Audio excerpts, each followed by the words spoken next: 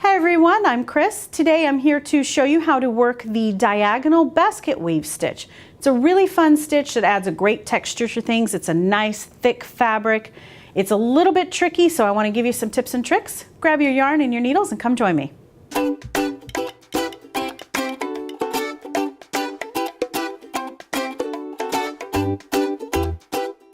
All right, to work the diagonal basket weave stitch, all you need to remember is that for your stitch count, you need an even number plus 1. So here I have 13, so 12 plus 1.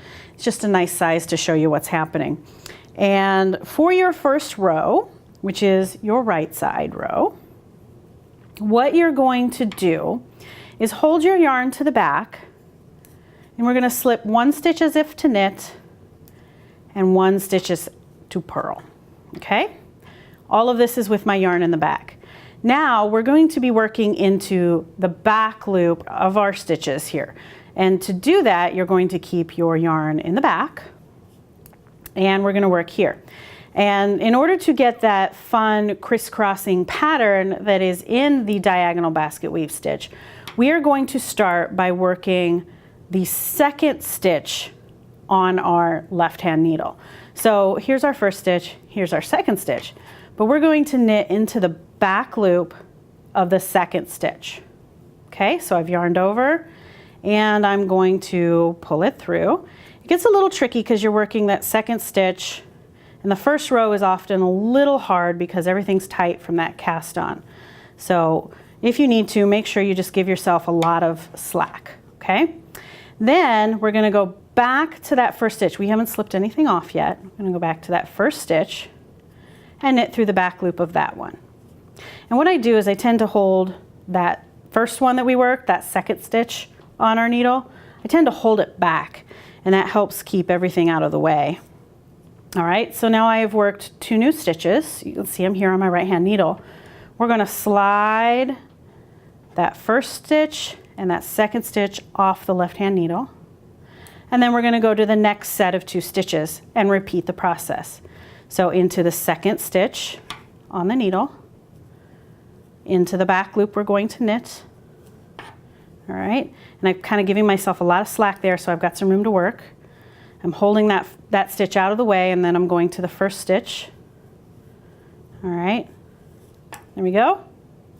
Slide both of those off, 1, 2. Okay, and then I'm going to continue this across. I'm going to show one more time, nice and slow. Then I'll continue to cross, and I'll show you what to do on the wrong side row, which will give us that really great pattern. So second stitch from the hook, or from the end of the needle, sorry. There we go. And then into the back loop of that first stitch. See there? Excellent. 1, 2, slipped off. All right, so I'm going to go ahead and continue across the row. You end it just with that last pair of stitches, and then I'll flip it over and we'll get started on the wrong side row. Here we are. I'm at the end of my first row. I have 1 stitch left. We will just knit that as normal. Okay? So there we go. You can't really see much here yet. You won't see the pattern progressing because that first row is now just going this way. I'll flip it over, and now we need to get the stitches to go the opposite way.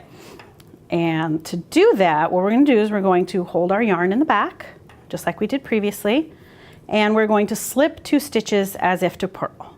Okay, 1, 2. All right, now we're going to bring our yarn to the front. So see here, I've brought my yarn to the front of my work, and we're going to do what we did before, but we're going to do it as purls. Okay, so we're going to purl here, second stitch. So here, the second stitch from the end of the needle. All right, very good. Gave myself some slack. Then I've gone back to that first stitch, and you'll find that the purl actually is easier because you can see better what you're doing. All right, so 2 new stitches are on my right hand needle. I'm going to slide those 2 stitches off the left hand needle that we've worked, and I'm going to repeat that all the way across. So let me show you one more time. Get my fingers out of the way here. Here we go. I'm going to go into the second stitch from the end of my needle. Go, And I'm going to pull that, make sure I give myself lots of room to work, and then go into my first purl and purl that one. There we go. Excellent. Slide both of those off.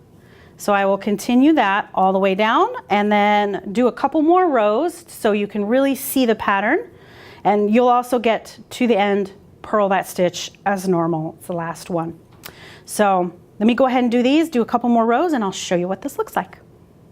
So here is my little sample piece. I've done just a few more rows, and you can see here now that the basket weave stitch is really established. You can see these stitches just weaving in and out of each other.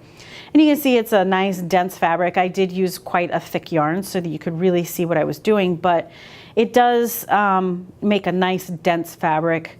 So it's good for a scarf or men's items. Actually, it looks really nice in men's items. So there you go. That is the diagonal basket weave stitch. I hope you had fun learning this. If you have any questions or comments, please leave them down below and we'll get back to you. And don't forget to stop by again. We'll see you soon. Bye.